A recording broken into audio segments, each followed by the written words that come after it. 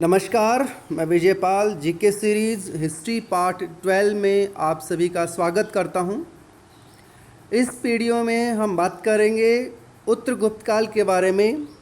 इससे पहले वाला जो पार्ट 11 था, इसमें सेम पीरियड के बारे में हमने डिस्कशन किया है। लास्ट दो टॉपिक से हमने एक चेंज किया है कि पहले एक वीडियो में हम उस चैप्टर को एक्सप्लेन करेंगे, उस पीरियड को एक्सप्लेन करेंगे और उसके बाद सेकंड पार्ट में उसमें क्वेश्चंस बनाएंगे। क्योंकि बहुत से साथियों का सजेशन ये था कि सर आप क्वेश्चन रख देते हैं, क्वेश्चन फिर रटने वाली बात ही हो गई है। जब तक टॉपिक क्लियर नहीं होगा तब तक क्वेश्चन को कैसे समझेंगे। इसलिए अगर किसी साथी ने वो वाला वीडियो नहीं देखा है तो पहले प्लीज़ वो वाला वीडियो देखिएगा। उससे चीज़ें क्लियर होने के बाद फिर ये क्वेश्चंस इजीली क्लियर हो जाएंगे। हमने क्वेश्चंस जो बनाए हैं वो स्कूल के बच्चों के हिसाब से, कॉलेज के हिसाब से, और जो हिस्ट्री बैकग्राउंड के नहीं हैं और किसी भी एग्ज़ाम की तैयारी कर रहे हैं उन सब को फोकस करके बनाए हैं कि किस पर्टिकुलर पीरियड से किस प्रकार के मेन क्वेश्चन बनते हैं और उन क्वेश्चंस को कैसे समझना है, ये हमारा टारगेट है। तो शुरू करते हैं। पहला क्वेश्चन, वर्धन वंश या इसका दूसरा नाम पुष्यभूति वंश का संस्थापक कौन था?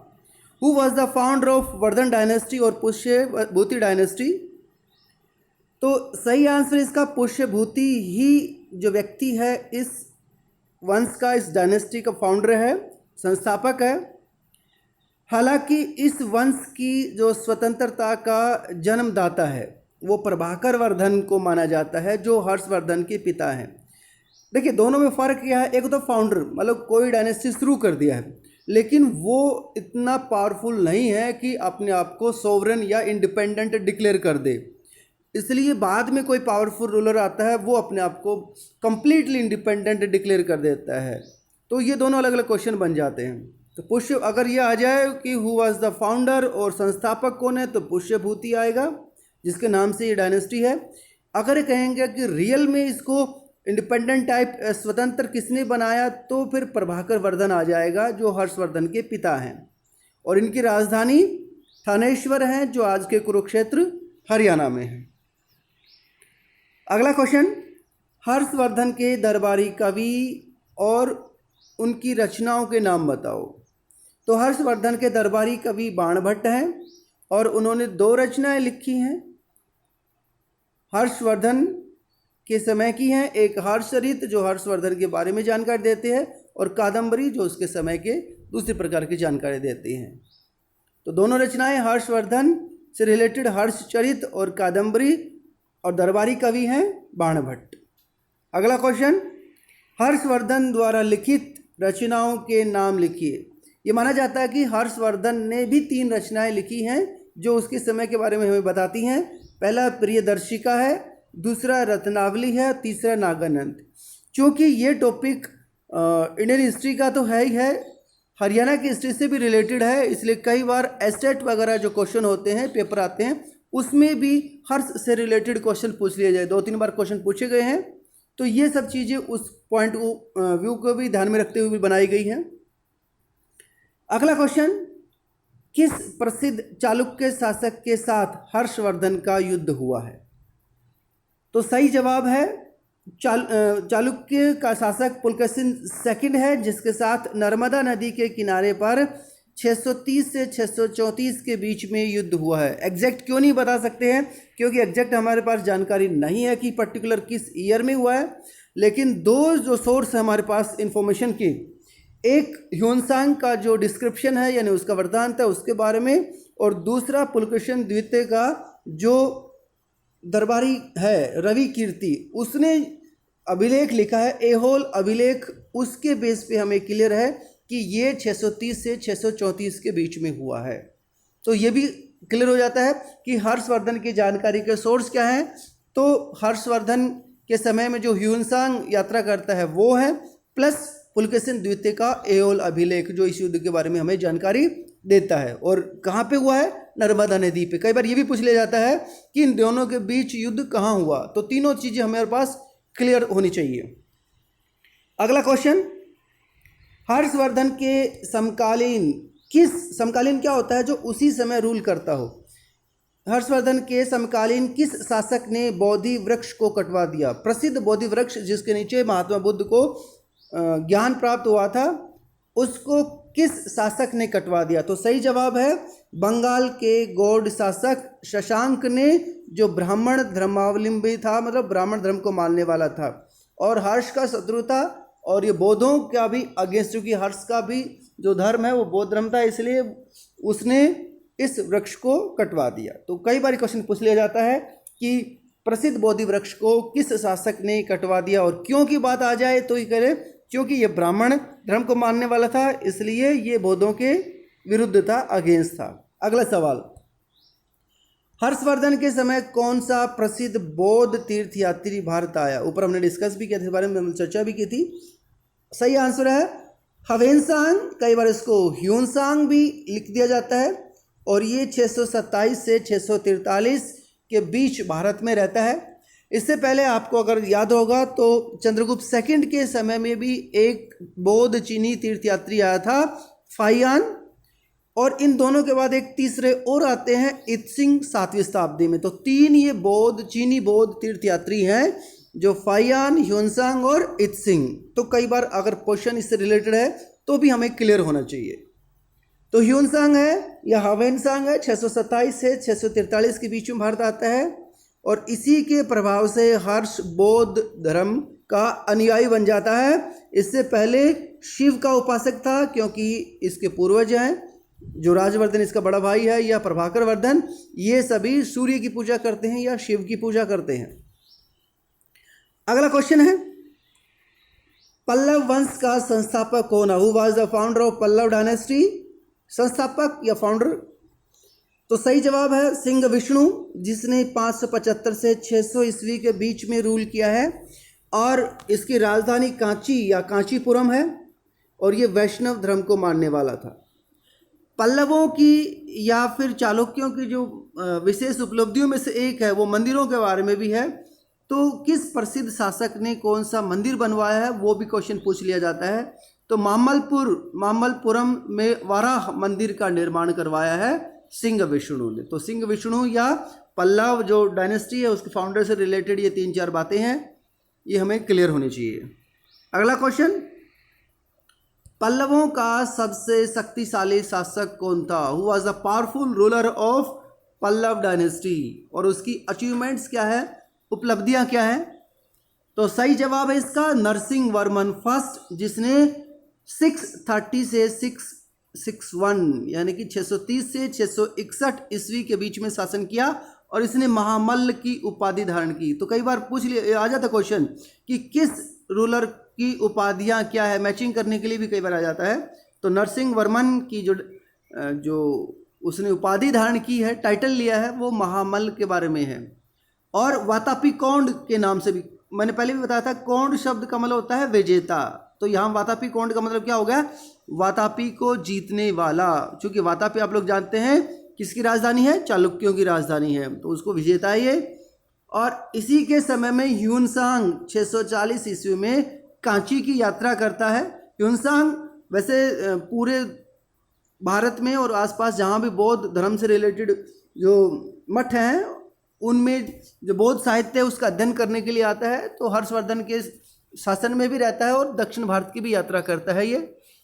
और महाबलीपुरम के एकाश्म मतलब होता है एक ही पत्थर से, एकाश्म मंदिर जिसको रथ मंदिर भी कहा जाता है या जिनको सब पगोड़ा भी कहा जाता है, इसका निर्माण करवाया था किसने?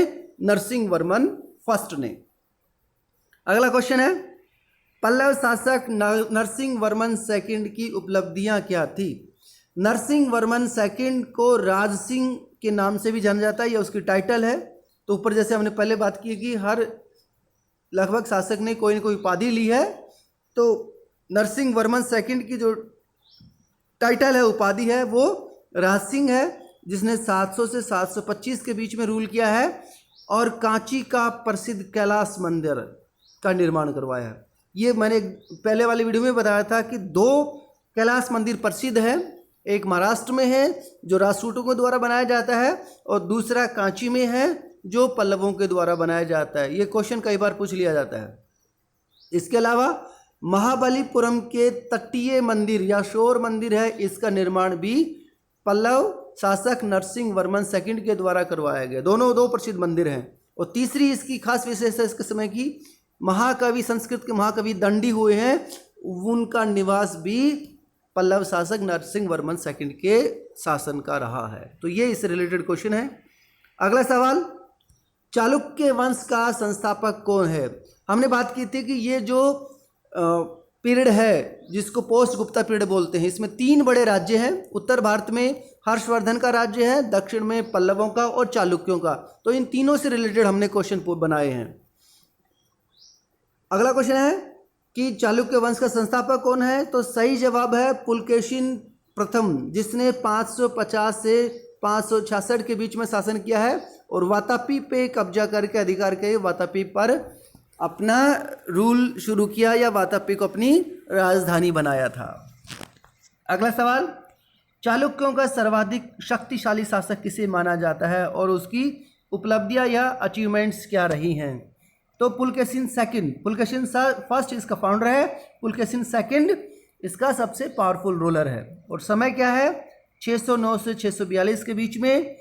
एहोल अभिलेख से इसके बारे में जानकारी है। अभिलेख मतलब इंस्क्रिप्शंस, पहले हम बता चुके हैं कि इंस्क्रिप्शन या अभिलेख किसी कठोर सतह पर, हार्ड सरफेस पे उसको एनग्रेव किया जाता है, खुदाई करके उसको लिखा जाता है, चाहे वो मेटल के पीसीस पे लिखा जाए या फिर स्टोन पे लिखा जाए। इंस्क्रिप्शंस से हमें परमानेंट इन्फॉर्मेशन रहती है हमारे पास। उसका राइटर है रवि कीर्ति, जिसने पुलकेशिन सेकंड के बारे में जानकारी दी है। तो पुलकेशिन सेकंड के बारे में जानकारी का सोर्स क्या है? उसका एहोल इंस्क्रिप्शन अभिलेख है, राइटर रवि कीर्ति हैं। इसमें क्या जानकारी मिलती है कि चालुक्य और पल्लवों के बीच में जो संघर्ष है, जो एक प्रकार के स्ट्रगल है, वो पावरफुल होने का, उसकी शुरुआत पुलकेशिन सेकंड के समय में होती है। दूसरी बात, ह्यूनसांग 641 में इसके दरबार में आया है। देखो हमने पहले वाले में पढ़ा था कि कांची में 640 में और ये चालुक्यों के साथ 641 में ह्यूनसांग यात्रा करता है। और इसी अभिलेख से पता चलता है कि नर्मदा के तट पर हर्षवर्धन को हरा दिया गया है। किसके द्वारा? पुलकेशिन सेकंड के द्वारा। तो वो लोग भी जिनको इतिहास की बैकग्राउंड नहीं है, उनको भी हिस्ट्री की समझ हो जाए या उनको थोड़ा इंटरेस्ट बन जाए, इस हिसाब से इसको प्रेजेंट करने की कोशिश की गई है। अगला सवाल, इस काल में मालवा का, यानी ये गुजरात वाला पार्ट है, मालवा का प्रसिद्ध शासक कौन है? Who was the famous ruler of Malwa kingdom, जिसने हूणों को पराजित किया है। आप लोग जानते हैं कि एक के बाद एक बहुत से फॉरेनर्स हुए हैं जिन्होंने इंडिया पे अटैक किए हैं, जैसे शक, कुषाण, हूण, पार्थियन, और उसके बाद मुस्लिम्स के इन बिटवीन, जैसे मोहम्मद गौरी है, महमूद गजनवी है, फिर दिल्ली के सुल्तान, फिर मुगल्स। एक के बाद एक लंबा इतिहास है जिन्होंने भारत पर रूल किया है या अटैक करके हरा करके रूल किया है। तो हूण एक मतलब पावरफुल फॉरनर हुए हैं जिन्होंने लंबे समय तक लंबे क्षेत्र पर रूल किया है। तो मालवा का जो शासक है यशोधर्मन, इसकी जिस जानकारी का हमारे पास सोर्स क्या है? इसका दरबारी कवि है वाकपति और उसके द्वारा लिखा गया काव्य है गोडवाहो। इस पुस्तक से हमें यशोधर्मन के बारे में जानकारी मिलती है और इसी पुस्तक से जानकारी मिलती है कि यशोधर्मन ने हूण शासकों को, जिसमें एक तोरमान है और एक मिहिरकुल, इसको हराया है। हूणों का सबसे जो पावरफुल या शक्तिशाली राजा रहा है मिहिरकुल है, उसको भी हराया गया है यशोधर्मन के द्वारा। तो ये पर्याप्त जानकारी है हमारे पास मालवा के शासक यशोधर्मन के बारे में। अगला सवाल, कश्मीर के प्रसिद्ध सूर्य मंदिर, कश्मीर में एक सूर्य मंदिर काफ़ी फेमस है, उसका निर्माण किसके द्वारा करवाया गया है? तो कारकोट वंश, कारकोट डायनेस्टी के रूलर हुए हैं ललितादित्य मुक्तापीड़, उसने इस मंदिर का निर्माण करवाया है। इस मंदिर को मार्तंड मंदिर भी कहा जाता है। ये काफ़ी फेमस मंदिर है कश्मीर का। अगला क्वेश्चन है, वाकाटक राजवंश का संस्थापक कौन है? Who was the founder of Vakataka dynasty? इससे पहले वाले दोनों वीडियो में आपने देखे होंगे कि वाकाटक जो रूलर हैं ये गुजरात वाला यानी वेस्टर्न इंडिया इसमें रूल करते हैं। और प्रभावती गुप्त जो चंद्रगुप्त सेकंड की बेटी थी उसका विवाह इस डायनेस्टी के रूलर रुद्र सिंह सेकंड के साथ किया जाता है। और वाकाटकों की सहायता से ही चंद्रगुप्त सेकंड है वो शकों को हरा करके ना इस क्षेत्र पर अपने अधिकार करता है। ये हम पहले बात कर चुके हैं। तो वाकाटक जो डायनेस्टी है रूल वंश है इसके फाउंडर कौन है? तो सही जवाब है विंध्य शक्ति है जिसने 255 ईस्वी में इस डायनेस्टी को स्थापित किया था। पहले इसके जो पूर्वज हैं वो सातवाहनों के अधीन शासक थे, लोकल रूलर्स थे और बरार विदर्भ जो महाराष्ट्र में है यहाँ पर रूल करते थे। अगला क्वेश्चन, ह्यूनसांग को किस किस उपनाम से जाना जाता है? तो ह्यूनसांग है लंबे समय तक भारत में रहता है, विभिन्न क्षेत्रों की यात्राएं करता है और भारत के बारे में काफ़ी जानकारी देता है। तो इसको किस किस उपनाम से जानते हैं? एक, यात्रियों में राजकुमार, दूसरा नीति का पंडित और तीसरा वर्तमान शाक्य मुनि। शाक्य मुनि जो शब्द है वो महात्मा बुद्ध के लिए यूज किया जाता है। तो ये अलग अलग उपनाम से इसको जाना जाता है, यात्रियों में राजकुमार, नीति का पंडित और वर्तमान शाक्य मुनि के नाम से। अगला क्वेश्चन है, कदम वंश, कदम डायनेस्टी है उसकी स्थापना किसने की? तो मयूर शर्मन नामक व्यक्ति ने 345 ईस्वी में। आप समय देख रहे होंगे सभी का 300 और 400 के बीच में ही है जो मेन डायनेस्टी है उन सभी का। और इनका एरिया कौन सा है? उत्तरी कर्नाटक एवं कोंकण क्षेत्र है, गोवा वाला इलाका है। और गोवा को उस समय रेवती द्वीप के नाम से जाना जाता था। ये क्वेश्चन अलग से बन जाता है लेकिन उसमें ध्यान नहीं था। तो गोवा को किस नाम से जाना जाता है? रेवती द्वीप के नाम से। और इनकी राजधानी बनवासी है, महाराष्ट्र में जो है। अगला क्वेश्चन, ह्यूनसांग के अनुसार हर्ष की सेना में अश्वों यानी कि घोड़ों की और गजों यानी हाथियों की संख्या कितनी थी? तो ह्यूनसांग के अनुसार 1 लाख अश्व और 60,000 गज हाथी थे। किसकी सेना में? हर्षवर्धन की सेना में। और जो सेना का जो चीफ होता था, मुखिया होता था, उसको बलाधिकृत के नाम से जाना जाता था। ये एक प्रकार की उसकी डेजिग्नेशन है, पोस्ट है। जैसे आजकल जो होता है उसको जनरल के नाम से जाना जाता है, तो उस समय बलाधिकृत के नाम से उसको जाना जाता था। अगला क्वेश्चन है, उत्तर गुप्तकालीन समाज की 2 नई प्रवृत्तियां मतलब फीचर्स, नई विशेषताएं क्या हैं? उत्तर गुप्तकालीन समाज में क्या नई बातें शुरू होती हैं? पहला है कि कायस्थ नाम की जो जाति है उसका पर्याप्त विकास होता है। कायस्थ एक अलग से जाति के तौर पे, ग्रुप के तौर पे जिसका उत्थान राइज करती है गुप्तकाल में इसका उदय होता है, लेकिन उत्तर गुप्तकाल में बड़े लेवल पे इस जाति का पर्याप्त विकास होता है। ये काफ़ी पावरफुल समाज में एक रेस्पेक्टेड एक ग्रुप के तौर पे ये उभरती है। दूसरा, दास प्रथा का विकास। दास प्रथा का मतलब आप लोग जानते हैं, जैसे हम जानवरों को, पशुओं को या किसी सामान को खरीदते बेचते हैं, ऐसे ही एक समय था जब लोगों को खरीदा और बेचा जाता था। शुरुआत में जो दास हैं वो राजाओं के और सामंतों के पास होते थे, लेकिन इस समय यानी कि उत्तर गुप्त काल में मंदिरों और मठों में भी दासों को रखा जाने लगा और बड़े पैमाने पर इनकी खरीद बिक्री होती है।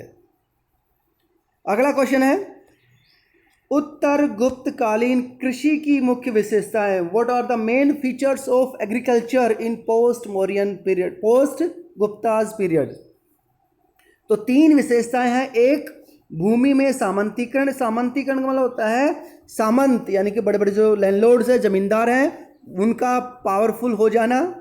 दूसरा, उत्पादन की स्थानीय इकाइयाँ यानी कि लोकल लेवल पे प्रोडक्शन किया जा रहा है। और तीसरा, कृषि पर आधारित अर्थव्यवस्था, एग्रीकल्चर बेस्ड इकोनॉमी डेवलप हो जाती है। इससे पहले सभी प्रकार का एरियाज है, खास करके ट्रेड पे फोकस्ड है, लेकिन इस समय कृषि based, agriculture based economy develop करती है या राइज होती है। अगला क्वेश्चन, इस समय यानी कि पोस्ट गुप्ताज पीरियड में, उत्तर गुप्त काल में धर्म की मुख्य बातें क्या क्या हैं? तो मुख्य बात है कि पंथों में और पंथ और संप्रदाय यानी सेक्ट्स हैं, डिफरेंट रिलीजन्स के बीच में सब ग्रुप हैं, वो उनका नंबर काफ़ी बढ़ जाता है सेक्ट्स के तौर पे। फॉर एग्जांपल अगर हम हिंदू धर्म की बात करते हैं तो इसमें 2 ग्रुप बन जाते हैं, वैष्णव और शैव, जिनको अलवार और नैनार कहा जाता है दक्षिण भारत में। एक और तीसरा ग्रुप है जिसको शक्ति या दुर्गा के नाम से जाना जाता है। तो 3 ग्रुप हो गया, वैष्णव, शैव और शक्ति या दुर्गा। इसके अलावा सूर्य पूजा और तंत्रवाद, ये और नए सब ग्रुप या संप्रदाय बन जाते हैं हिंदू धर्म में। बौद्ध धर्म की अगर बात करते हैं तो बौद्ध धर्म में इसमें हीनयान और महायान तो पहले ही 2 ग्रुप बन चुके थे। अब वज्रयान एक तीसरा ग्रुप बन जाता है जो और ज़्यादा अग्रेसिव या उग्र रूप धारण करता है। जैन धर्म भी 2 भागों में पहले बात कर चुके हैं, श्वेतांबर दिगंबर, यानी कि हर धर्म में अलग संप्रदाय या सब ग्रुप बनना इस समय की विशेषता है। लास्ट क्वेश्चन, पल्लवकालीन वास्तुकला है जो एक प्रकार की मीन्स बिल्डिंग बनाने की जो कला है, वास्तुकला बिल्डिंग बनाने की कला के लिए बड़ी यूज़ किया जाता है। इसकी मेन फीचर्स क्या है, विशेषताएं क्या है? तो मेन बात है कि पल्लव काल के समय में कंदरा कला यानी कि गुफाओं में केव जो पेंटिंग होती थी वो, और कास्ट कला यानी कि वुड पेंटिंग, अब उसको छोड़ दिया गया। उसके जगह पे चट्टानों को काट करके ना मंदिर बनाने की प्रक्रिया शुरू की गई है। तो ये पल्लवकालीन जो वास्तुकला है, आर्किटेक्चर है, ये उसकी मेन फीचर है। तो ये मेन 21 क्वेश्चन थे इस पूरे पीरियड के बारे में। अगर आपको क्वेश्चंस पसंद है तो प्लीज़ वीडियो को लाइक कीजिए, शेयर कीजिए, और किसी ने चैनल को सब्सक्राइब नहीं किया है तो चैनल को सब्सक्राइब जरूर कीजिए। धन्यवाद।